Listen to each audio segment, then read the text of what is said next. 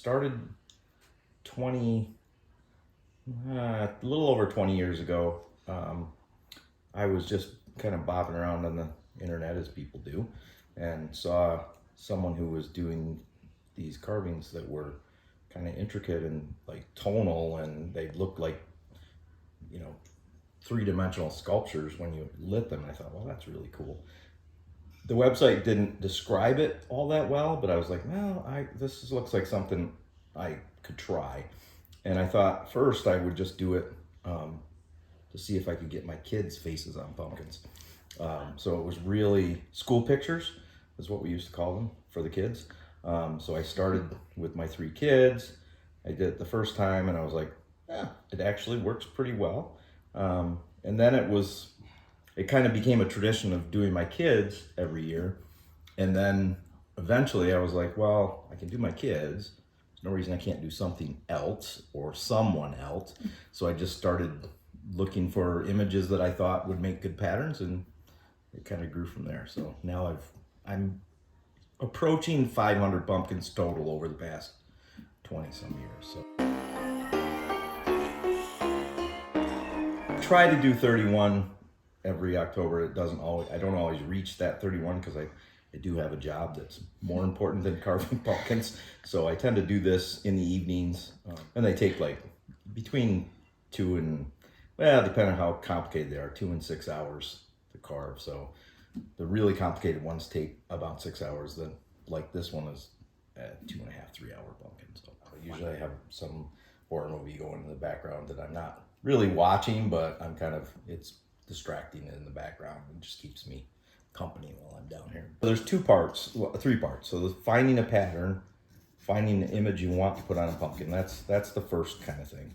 And again, it can be anything. I've done people's pets. I've done, people's family members. So the image, as long as it's high quality and has good contrast. So finding a good image is the first step. Then finding the right pumpkin, right? So a good image is only as good as the pumpkin. It's like being a painter or a sketch artist. You need a decent canvas. Finding the right pumpkins that are the right size for your templates. So pattern, pumpkin, and then having the time and the patience to sit down and do it. And this is not hard. A lot of people say, oh no, it's gotta be hard. No, it's not hard. The process is not hard, it just takes a lot of time. For me, this is therapeutic to sit after teaching all day. I come home, carve a pumpkin, I forget about class, I'm just kind of vegging with my pumpkin, that's it. They last about a day. I take a picture the night I carve them. They sit in my garage. I have a few in the garage right now that are out there from the last couple days. And then usually when I carve a new one, I throw the old one out. But that's one of the things that makes it really special to me, is that it's completely ephemeral, right? I mean, it's here today and literally gone tomorrow. Any place on this pattern that's white, I'm going to remove that part of the pumpkin. So you have 3 tones, a black, a gray, and a white. And when you light it, it looks 3-dimensional. So I've done TV characters. I like heavy metal, so I've done a lot of heavy metal albums and members of bands and things like that. So I usually I get stuck on something each year that is kind of a focus. This year I don't really have much of a focus. I'm just kind of all over this year. But I've done, political figures some years, or historical figures some years, or television or movies or things like that. So it varies year to year, but there's usually some kind of theme.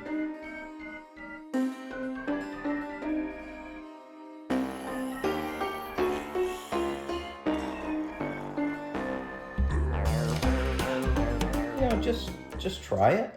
They don't have to be complicated ones, right? I mean, they can be just easy ones.